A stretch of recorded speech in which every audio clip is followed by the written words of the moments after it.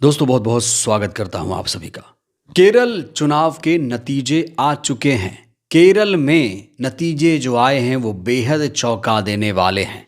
केरल चुनाव में वाम मोर्चा को बड़ा झटका लगा है। वहीं बीएसपी ने इस बार लोगों को हैरान किया है। बीएसपी ने भी अपना दम केरला में दिखाया है। तो केरला की राजनीति के साथ साथ आज हम उत्तर प्रदेश की राजनीति पर भी विस्तार से बात करेंगे, क्योंकि यूपी बीजेपी अध्यक्ष का नाम तय हो चुका है। 4 नाम रेस में थे, एक नाम जिस पर मुहर लगती हुई नजर आ रही है। तो कौन होगा यूपी बीजेपी का अध्यक्ष, इस पर भी हम विस्तार से बात करेंगे। लेकिन सबसे पहले दोस्तों हम केरला की बात करेंगे। केरला में निकाय चुनाव संपन्न हो चुका है, नतीजे भी सामने आ चुके हैं। केरला की राजनीति में इस बार भूचाल आया हुआ है। केरला में इस बार वाम मोर्चा को बड़ा झटका लगा है। बीजेपी ने केरला की राजधानी तिरुवनंतपुरम में, जो कि प्रशासनिक राजधानी है, वहां पर इस बार बड़ी जीत दर्ज की। स्थानीय निकाय चुनाव नतीजे में बीजेपी ने तिरुवनंतपुरम नगर निगम में जीत दर्ज करके लोगों को हैरान कर दिया। हालांकि बहुत सारे लोग ये भी आरोप लगा रहे हैं कि बीजेपी ने यहां वोट चोरी की है, लेकिन हैरानी की बात तो यह है कि वाम मोर्चा को यहां पर हार का सामना करना पड़ा। वाम मोर्चा पिछले 4 दशक से तिरुवनंतपुरम में जीत रही थी। उसका कब्जा था इस नगर निगम पे। एलडीएफ, जिसे लेफ्ट डेमोक्रेटिक फ्रंट कहा जा रहा है, इनका कब्जा था। तिरुवनंतपुरम वही लोकसभा क्षेत्र है जहां से शशि थरूर लगातार सांसदी का चुनाव जीतते हुए आ रहे थे। शशि थरूर, जो कि कांग्रेस के वरिष्ठ नेता हैं, 4 बार यहां से सांसद रह चुके हैं। तिरुवनंतपुरम का ये इलाका खास तौर से वाम मोर्चा और कांग्रेस का प्रभाव वाला क्षेत्र माना जाता है।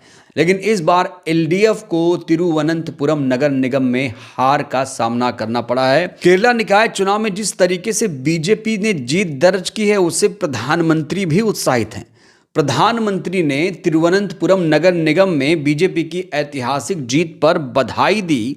उन्होंने इसको लेकर खास तौर से सोशल मीडिया पर लिखा कि thank you Thiruvananthapuram. PM Modi ने इस जनादेश को केरल की राजनीति में एक वाटरशेड मोमेंट करार देते हुए कहा कि तिरुवनंतपुरम नगर निगम में बीजेपी एनडीए को मिला समर्थन इस बात का संकेत है कि राज्य के लोग मानते हैं कि केरल की विकासात्मक आकांक्षाओं को केवल बीजेपी ही पूरा कर सकती है। उन्होंने भरोसा दिलाया कि पार्टी तिरुवनंतपुरम जैसे जीवंत शहर के विकास के लिए काम करेगी और आम लोगों के लिए ईज ऑफ लिविंग को और बेहतर बनाएगी। तो यहाँ भी वादे किए जा रहे हैं कि बीजेपी यहाँ काम करेगी। देश में भी कई तरीके का वादा किया गया है कि हम 5 करोड़ रोजगार देंगे, किसानों को आय दुगनी करेंगे, बुलेट ट्रेन चलाएंगे। बहुत वादे किए गए हैं, लेकिन वादे कितने पूरे हो रहे हैं दोस्तों, ये आप सभी जानते हैं। केरल चुनाव में जहां बीजेपी ने लोगों को हैरान किया है, तो वहीं पर बीएसपी ने भी इस बार इतिहास रच दिया है। इतिहास इसलिए रच दिया क्योंकि बीएसपी ने केरल के चुनाव में 3 सीटों पर जीत दर्ज करके लोगों को चौंका दिया है। केरल चुनाव में जिस तरीके से बीएसपी ने जीत दर्ज की है, उसको लेकर बीएसपी नेता जयप्रकाश ने खास तौर से कार्यकर्ताओं को बधाई दी है। उन्होंने लिखा है, बसपा पूरे देश में है। केरल के निकाय चुनाव में अभी तक हम 3 सीट जीत चुके हैं। यहाँ देखिए, तीनों उम्मीदवारों की फोटो आप देख सकते हैं। दोस्तों, केरला में मलयालम बोली जाती है और ये मलयालम में लिखा है। देखिए, इन 3 उम्मीदवारों की ये फोटो मैं आपको दिखा रहा हूँ। अभी तक उन्होंने यहाँ शब्द का इस्तेमाल किया है अपने ट्वीट में, अभी तक जीत चुके हैं। मतलब संभावनाएं अभी और हैं। कहा जा रहा है बीएसपी यहाँ और भी सीटें जीत सकती है। इन 3 जीते हुए उम्मीदवारों की फोटो आप देख सकते हैं। यहाँ पर मलयालम में कुछ लिखा हुआ है, ये भी आप पढ़ सकते हैं। मुझे नहीं आती है तो मैं इनके नाम नहीं पढ़ पा रहा हूँ, लेकिन इनकी तस्वीरें आप देखिए, पहचानते हैं तो पहचानिए। ये 3 धुरंधर हैं जिन्होंने केरला में जीत दर्ज की है। सोचिए, बीएसपी जो कि यूपी में अभी उतना मजबूत नहीं दिखाई दे रही, 1 ही सीट है। बिहार में अभी हाल ही में बीएसपी ने 1 सीट जीती थी, लेकिन केरला निकाय चुनाव में अगर बीएसपी जीतती है तो ये बीएसपी के लिए बहुत बड़ी बात है, बहुत बड़ी बात है। तो केरला में बीएसपी की जीत से उसके जो तमाम नेता हैं, कार्यकर्ता हैं, उत्साहित नजर आ रहे हैं। और ख़ास तौर से जो जयप्रकाश हैं, इन्हें भी ओडिशा में, पश्चिम बंगाल में लगाया गया है। वहाँ पर इस संगठन का काम देख रहे हैं।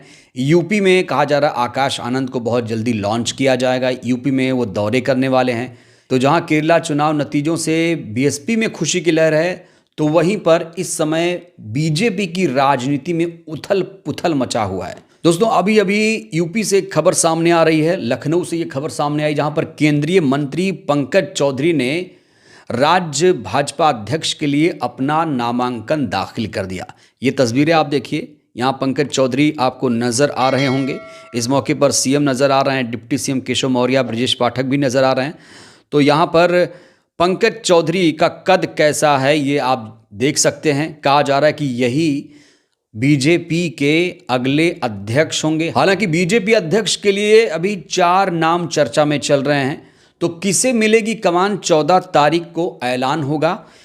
पहला नाम इसमें पंकज चौधरी का, जो कि केंद्रीय मंत्री हैं। दूसरा नाम है बीएल वर्मा का, जो कि केंद्रीय मंत्री हैं। कांता करदम, जो कि राज्यसभा सांसद हैं, इनका नाम भी चल रहा है। राज्यसभा सांसद बाबू राम निषाद का भी नाम चल रहा है। लेकिन जिस तरीके से तरजीह मिल रही है पंकज चौधरी को, कहा जा रहा है कि यूपी बीजेपी के अगले अध्यक्ष पंकज चौधरी ही होंगे। जैसे ही यह खबर फैली कि पंकज चौधरी ने बीजेपी अध्यक्ष पद के लिए नामांकन भरा है, उसके बाद सोशल मीडिया पर भी बहुत सारे लोगों ने रिएक्शन देना शुरू किया। एक यूजर लिखते हैं कि पहली बार सीएम योगी और बीजेपी प्रदेश अध्यक्ष पंकज जी को साथ देख रहे हैं। सूत्र बता रहे हैं कि दिल्ली वालों ने सीएम योगी को कंट्रोल में रखने के लिए पंकज जी को भेजा है। तो कहा जा रहा है कि जो पंकज जी हैं वो शाह के बहुत ज़्यादा करीबी हैं और यूपी बीजेपी अध्यक्ष की कमान उन्हें ही सौंपी जाएगी। ये लगभग तय हो चुका है। तो इन 4 नामों में से आपको सबसे धुरंधर नाम कौन सा लग रहा है? आपके हिसाब से यूपी बीजेपी का अध्यक्ष कौन बनेगा? आप लोग इसको लेकर क्या सोचते हैं? हालांकि नियुक्ति कहा जा रहा है 14 दिसंबर को होगी। अभी 2-3 दिन का इंतजार करना पड़ेगा। 14 तारीख को ये फाइनल हो जाएगा। लेकिन अभी से जो सूत्र बता रहे हैं कि पंकज चौधरी ही इस रेस में सबसे आगे हैं। तो यूपी में पंकज चौधरी, जो कि केंद्रीय मंत्री हैं, उन्होंने जिस तरीके से नामांकन दाखिल किया, जिस तरीके से उन्हें तवज्जो मिल रही है, कहा जा रहा है कि इन्हीं के सर पर सेहरा ताज सजेगा। वहीं बीएसपी ने जिस तरीके से केरल चुनाव में जीत दर्ज की है, लोग कह रहे हैं कि बीएसपी अब मजबूत हो रही है, यूपी में भी नया इतिहास रचेगी। इन तमाम खबरों को लेकर आप लोग क्या सोचते हैं? राय दीजिएगा। धन्यवाद।